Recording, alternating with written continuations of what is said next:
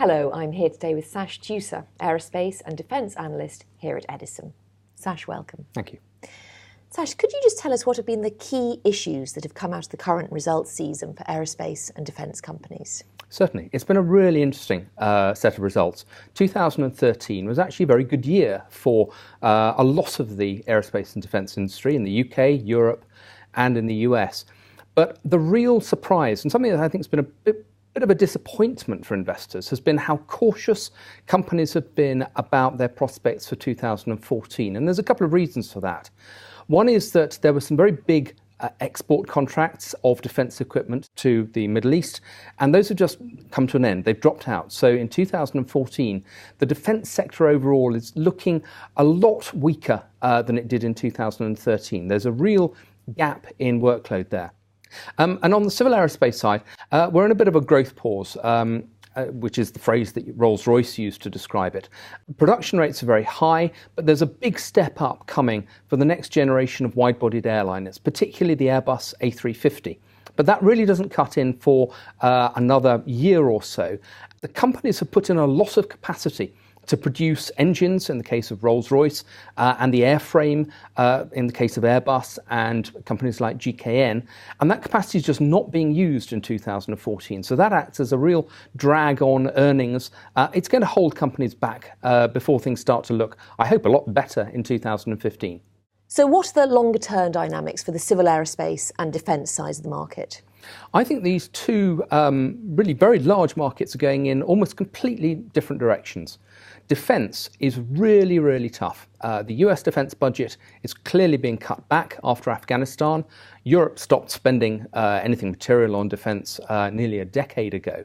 And that means that companies that are dependent on the defence budgets are really focusing on exports. And exports are tough. Everybody is in the same competitive race. So some companies are going to do very well if, but only if, they win some quite large defence export programs. We saw that with Saab winning the Brazilian fighter competition back in January. But those are really few and far between. And for all the other defence companies, I think they've got to continue to restructure, continue to take costs out. That was a big message we got from Airbus's results and their big restructuring of their defence business. Civil, by contrast, after the growth pause in 2014, I think is a very, very bright market indeed. Air traffic growth worldwide is going up at least 5% a year, probably 6%. There should be a recovery in cargo traffic at some stage. And this is driving a huge purchase of new aircraft in Asia, and high fuel costs mean that there's a big re-equipment program going on in the US and in Europe. So the companies which are heavily exposed to the civil aerospace side of the market, Airbus, Rolls-Royce, GKN, MTU Aero Engine, Safran are all the big players in Europe. I think they've got a very, very strong case indeed. So what specific events are you looking at in 2014 that should help investors understand the sector better? I think there's three events that are going to provide us with some really good signposts for the aerospace and defence sector. First of all, in March, we have the US defence budget coming out. The US has got a big policy of the pivot to the Pacific, and I think we're going to see some real winners and losers coming out there. My estimates would be that the US Army, is going to do very badly out of this process. We're going to see some of the big armoured vehicle programs cut back quite severely. Clearly, the size of the US Army is going to decline, and that's going to have an effect on all the suppliers to it. By contrast, companies that are involved in combat aircraft, warships, should do very well indeed, because that's really going to be where the weight of the US defence budget goes, probably for the next decade or so. The next signpost, which is much more a civil-focused one, I think is the Farnborough Air Show in July.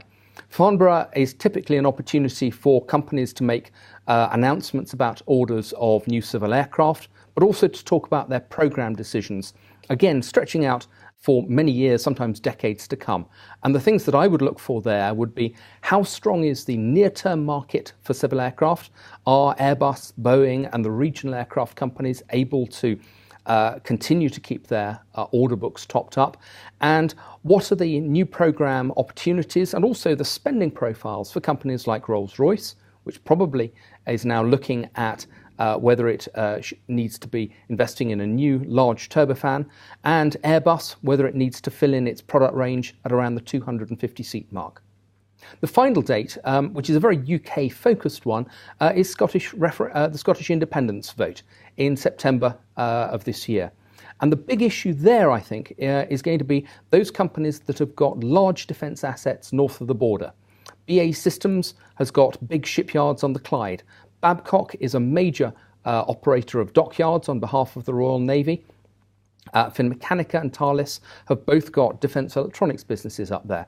If the Scots vote for independence, those companies are going to have to make some incredibly difficult decisions about whether to maintain that capacity up there or actually whether they downsize it dramatically and move those capabilities south of the border, because it's very, very apparent that the rest of the UK government will not pay to keep defence assets in Scotland after independence. And do any companies stand out on valuation or prospects for you right now? I think the real value play in the sector at the moment is BAE Systems. The results themselves and their guidance for 2014 were not particularly inspiring. But this is a stock that is paying a dividend that yields over 5%. It's doing a share buyback. They'll be returning about £1 billion to investors this year. And that's a yield which is far higher than any of the other large cap stocks in the aerospace sector at the moment. Sash, thank you very much for joining us today. Thank you. If you'd like any more information, please do visit the Edison website.